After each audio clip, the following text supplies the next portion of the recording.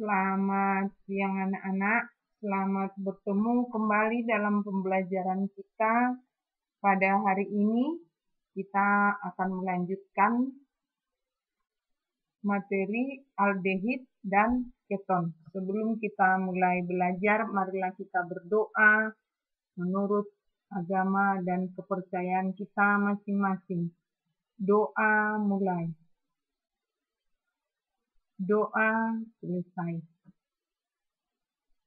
Pembelajaran kita hari ini yaitu materi aldehid dan keton. Pertama kita bahas dulu aldehid. Struktur dari aldehid yaitu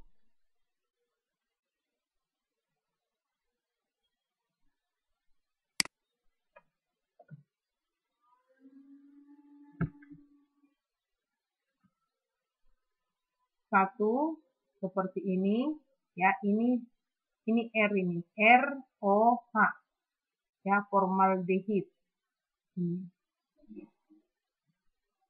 Aldehid alifatik, kemudian aldehid aromatik. Tata nama aldehid. Alkana induk dengan huruf akhir A menjadi al. Jadi cukup kamu mengingat nama dari alkana, ya, kemudian akan diakhiri dengan al. Seperti ini, metanal, etanal, propanal, dan butanal. Jadi sesuai dengan jumlah atom C pada alkananya. Aldehid tanpa rantai samping atau rantai cabang atau tanpa substituen tak diperlukan nomor. Jadi tanpa memerlukan nomor. Selalu dia di nomor 1. Aldehid dengan rantai samping atau cabang atau substituen, penomoran dimulai dari karbon aldehid atau dari gugus karbonilnya.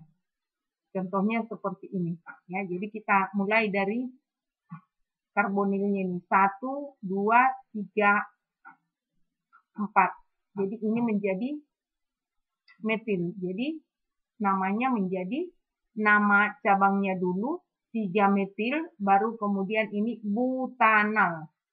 Ya, ini kesalahan ini. Butanal, bukan butanol, tapi butanal.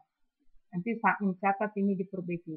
Kemudian di sini, ya, ada ini ikatan rangkap di nomor 3. Jadi 1, 2, 3 ikatan rangkap. Jadi 3 butenal.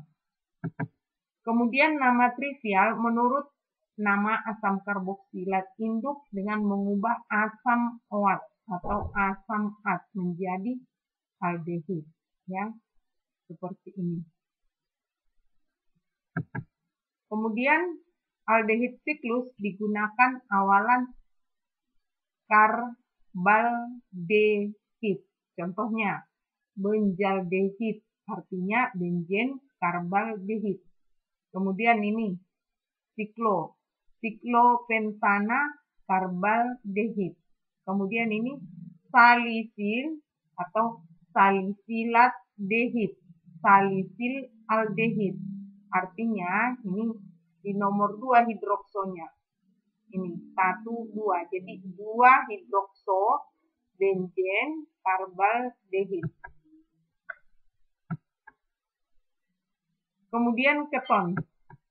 Struktur utama keton atau struktur umum keton ini ROR, ya.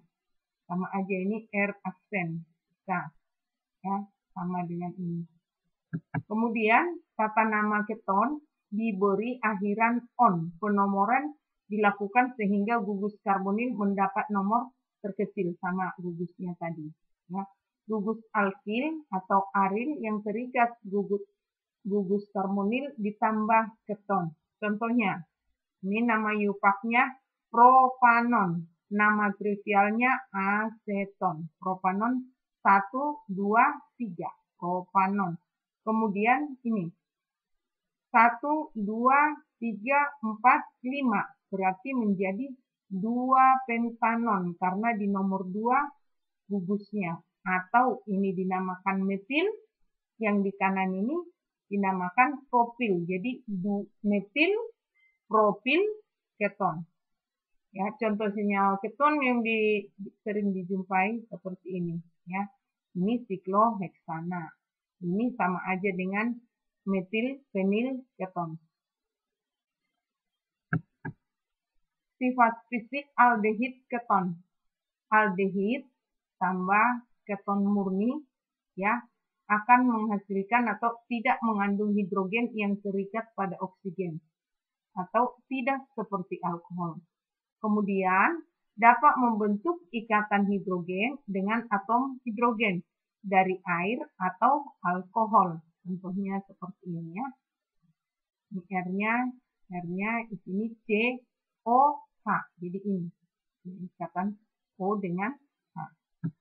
Kemudian konsekuensi kepolaran gugus karbonil, terjadi asosiasi yang lemah di antara molekul-molekul aldehida dan keton, yaitu titik didih lebih tinggi daripada alkana yang setara.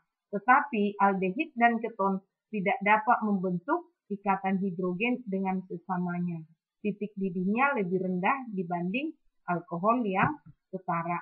Kita tahu karena alkohol juga mengandung apa? Ikatan hidrogen. Aldehid dan keton juga dapat berikatan hidrogen dengan molekul lain, yaitu aldehid dan keton. Ya, berat molekul lebih rendah larut dalam air. Ini contohnya ya di sini ikatan H dengan gugusnya tadi. Secara terbatas, aldehida dan keton dapat solvasi ion, contohnya natrium iodida larut dalam aseton. Sifat fisika beberapa aldehida, ya, ini kita lihat di sini, ya titik didihnya lebih formaldehid lebih rendah dan lebih tinggi benzaldehid. Kelarutannya dalam air, ya silakan diperhatikan. Jadi kelarutan benzaldehid sedikit. Sifat fisik beberapa keton, ya kelarutan dalam air tak terbatas, ya ini dilihat ini, ya benzofenon tak larut, ya acetofenon juga tidak larut. Titik didih yang tertinggi adalah benzofenon karena rumus molekulnya lebih besar. Pembuatan aldehid dan keton. Ya, pembuatan aldehid dan keton pertama dengan oksidasi alkohol, yaitu alkohol primer dan alkohol sekunder. Alkohol primer menghasilkan aldehid, alkohol sekunder menghasilkan keton, yaitu dengan mengoksidasinya, ya dari sana. Kemudian asilasi Widel-Katz, yaitu pembuatan alkil aril keton. Caranya benzena seperti ini ya. Reaksi senyawa organologam dengan suatu halida asam, contohnya seperti ini ya.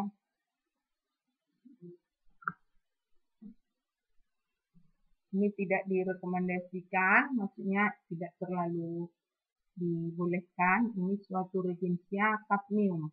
Ini regennya. Contoh pembuatan dalam skala industri formaldehid yaitu dengan menggunakan katalis perak. Sifatnya berbentuk gas dan mudah berpolimerisasi atau mudah terbakar dan beracun. Disimpan dalam larutan 37% formaldehid yang disebut dengan formalin. Banyak digunakan sebagai disinfektan dan pengawet serta industri plastik, ya, terutama pengawet untuk mayat. Dicurigai sebagai karsinogen, artinya ini dapat merusak. Jadi penanganannya harus hati-hati, ya, akan dapat menimbulkan kanker. Ini polimer dari formaldehid.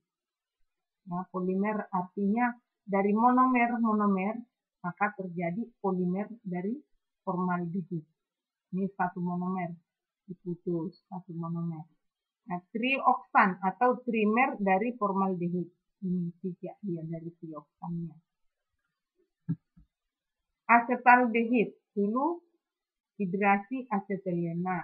seperti ini, seselena ya, ditambah H2O sehingga terjadi ya, ini kita lihatkan terjadi ikatan rangkap 2. Ya, di sini terikat di sini apanya? OH-nya ya kepada CH. Menghasilkan, kita lihat di sini. Kemudian ya, banyak juga digunakan untuk pembuatan asam asetat. Kemudian pembuatan aseton. Pembuatan aseton dikenal dengan proses Wacker pada propena. Kemudian oksidasi isopropil alkohol. Ini ada di Amerika, yaitu melalui peragian pati. Banyak juga digunakan, ya, kegunaannya banyak digunakan sebagai pelarut dan pengolahan senyawa kimia. Ini adisi Grignard, ya, ini produk awalnya. Ya. Jadi alkohol primer, alkohol sekunder, dan alkohol tersier. Ini akan menghasilkan. Ya. Ini contohnya, ya, sintesis alkohol primer, alkohol sekunder, dan alkohol tersier.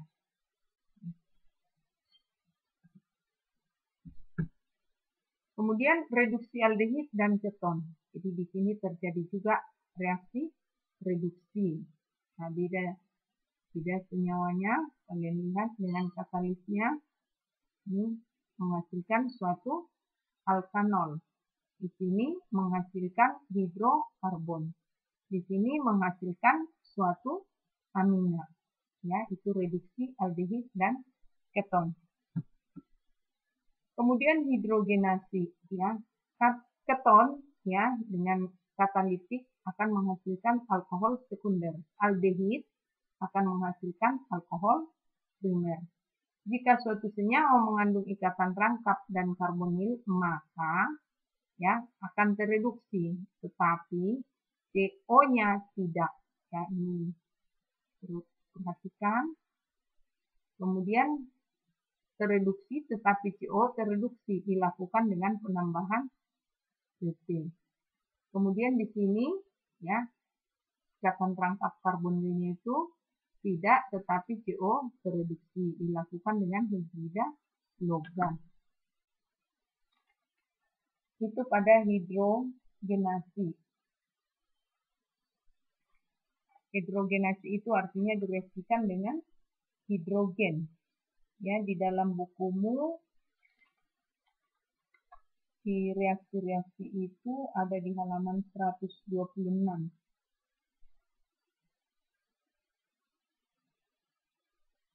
Kemudian hidrida logam, ya, dibuat dari 4 LiH dan AlCl3. Ini hasil reaksinya.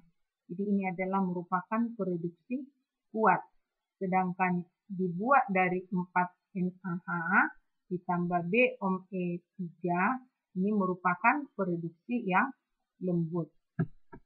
Oksidasi aldehida dan keton. Ya. Aldehida, ya, ini ada hidrogennya, dioksidasi sehingga O berikatan dengan H, OH. Ya. Kemudian kalau keton, di sini tidak ada H, ya, tidak ada hidrogen, jadi tidak reaktif kecuali pada kondisi yang sangat kuat. Nah, kalau di sini jika dioksidasi ini sangat reaktif. Reaksinya asam nitrat panas, kalium permanganat, ya. Ini yang paling umum reaksi Jones namanya CrO3 dalam H2SO4. Ini paling umum. Kemudian reaksi Tholen. Ya, ini menggunakan analisa kualitatif, ya. Reaksi oksidasi dengan oksidator kuat yaitu aldehida dioksidasi akan menghasilkan asam karboksilat. Jadi hanya ini terikat dengan O, jadi RCOOH. Kemudian oksidasi dengan reaksi Tholen, ini reaksi Tholennya perak oksida ini akan menghasilkan asam karboksilat. Dan warna perak itu cermin perak. Kemudian oksidasi dengan reaksi Fehling ya akan menghasilkan asam karboksilat, di mana tembaga 2 oksidanya ini berwarna merah bata. Kemudian oksidasi dengan oksigen di udara pada suhu kamar. Aldehida bereaksi dengan oksigen akan menghasilkan asam karboksilat. Ini contoh lainnya. Ya. Kemudian mekanisme oksidasi aldehida seperti ini. Ya, tadi sudah ada. Jadi H berikatan dengan O. Ya, di sini nanti akan jadi terikat. Ini jadi zatnya. Ya, menghasilkan asam karboksilat. Oksidasi keton yaitu keton inert terhadap oksidator pada umumnya. Keton bereaksi lambat dengan KMnO4 dalam suasana panas sehingga terjadi pemutusan ikatan. Ini akan lepas nanti, maka terjadi asam heksadiol atau dioat. Nah, ini sikloheksanon, ya, ini akan terputus, ya, sehingga di sini jadi COOH, COOH. Isomer pada aldehida dan keton, ya. Isomer aldehida dan keton, ya, ini terjadi isomer posisi, isomer rantai pada aldehida dimulai dari suku keempat, yaitu aldehid yang memiliki 4 atom karbon, ya, seperti butanal. Ini punya ini, jadi dia di nomor 2 di sini. 1, 2, ini metilnya, jadinya 2 metil propanol atau yang disebut isobutanal. Kemudian isomer heksanon. Ini ya isomer heksanonnya 2 heksanon atau dari sini 1 2 jadi 2 heksanon. Jadi ini seluruhnya C-nya ini 6. Nama trivialnya metil, ini metil butil keton. Ya, Ibu tidak bacakan semuanya.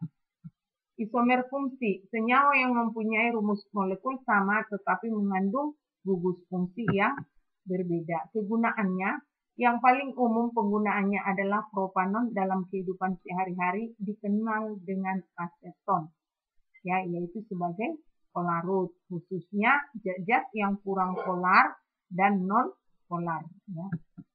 Demikian pembelajaran kita hari ini. Semoga anak-anak sekalian dapat menyimak dan mengerjakan tugas-tugas yang diberikan dengan penjelasan yang Ibu berikan. Selamat siang.